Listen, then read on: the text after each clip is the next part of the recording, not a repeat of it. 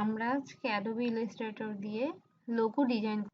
এখানে প্রথমেই আমি রেক্ট্যাঙ্গেল টুল নিয়ে নিচ্ছি। এবার আমি স্টক কালারটা অফ করে দিব।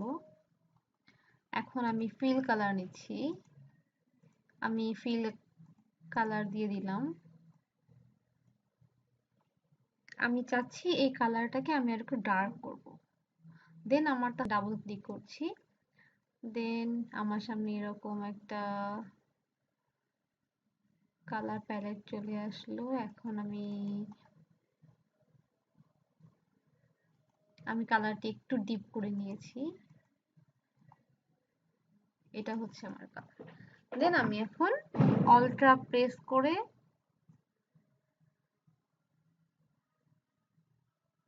কপি করলাম। এখানে আমি আরেকটি কালার দিয়ে দিচ্ছি। এখানে ফিল কালার মেরুন দেখা যাচ্ছে। আমি এটাকে আরেকটু ডার্ক করে নিব।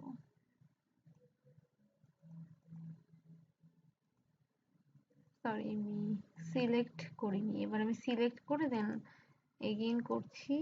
এই তো আমার কালারটি এখন ডার্ক হয়ে গিয়েছে।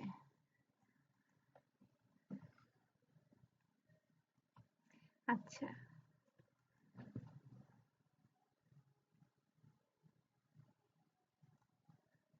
এটা হচ্ছে গ্রেডিয়েন্ট টুল।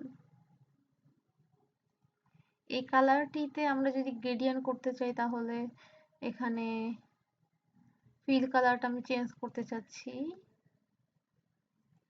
আমি এখানে ম্যাজেন্টা কালার নিয়ে নিলাম।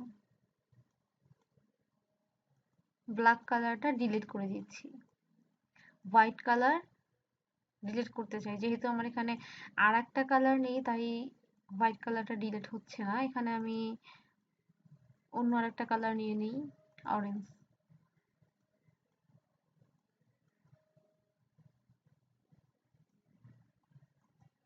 এখানে সুন্দর একটা গ্রেডিয়েন্ট হয়ে গেল।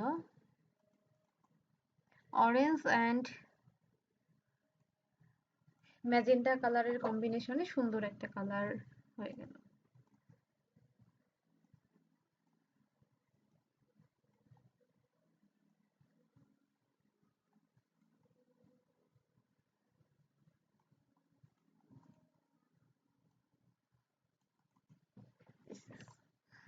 এখানে আমি 3টা কালার নিয়ে নিলাম।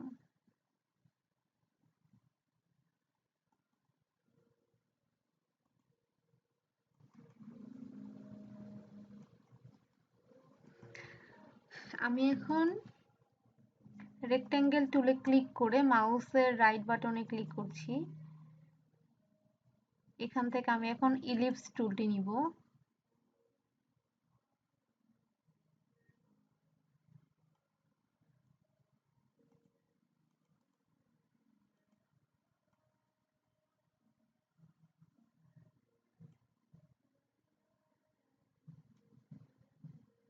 আমি রেক্ট্যাঙ্গেল টুল নিয়ে নিলাম। আমি এখানে আবার অল্ট্রা করে কপি করে নিচ্ছি।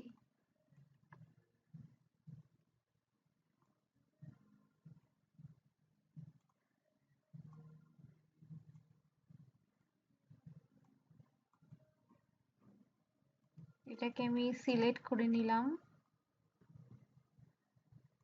এখানে আমি পাথ ফাইন্ডার থেকে এটাকে কেটে দিচ্ছি। দেন আমি এটাকে আনগ্রুপ করব। মাউসের রাইট বাটনে ক্লিক করলেই দেখতে পাচ্ছি এখানে আনগ্রুপ অপশনটা আনগ্রুপ করে নিয়েছি। এবার আমি এগুলোকে আলাদা করছি। এই তো।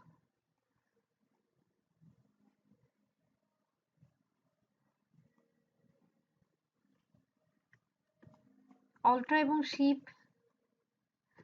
এবং শিফট চেপে ধরে আমি এটাকে বড় করছি।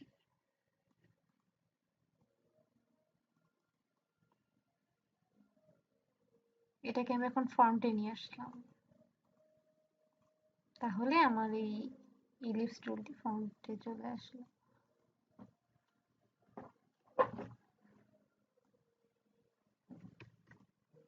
আরেকটু বড় করে নিচ্ছি।